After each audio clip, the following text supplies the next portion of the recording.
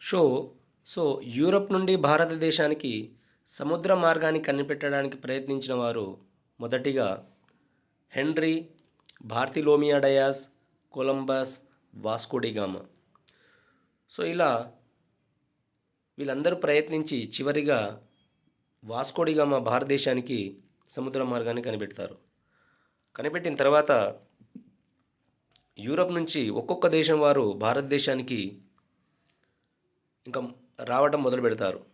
So అందులో Europe ఖండం నుంచి భారతదేశానికి వచ్చిన యూరప్ దేశాలు మొట్టమొదటిది పోర్చుగీస్ వారు, రెండవది డచ్ వారు, మూడవది బ్రిటిష్ వారు, 4 డెన్మార్క్ వారు, 5 ఫ్రెంచ్ వారు.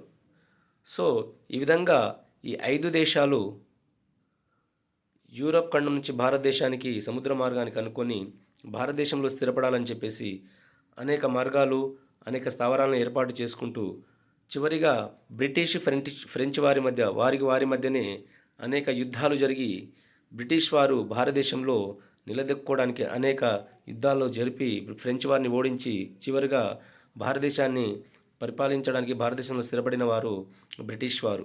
సో ఆ విధంగా బ్రిటిష్ వారు భారతదేశాన్ని ఆక్రమించుకొని 1947 ఆగస్టు 15 వరకు పరిపాలించారు. సో తర్వాత ఇది మళ్ళీ నెక్స్ట్ వీడియోలో చూద్దామండి.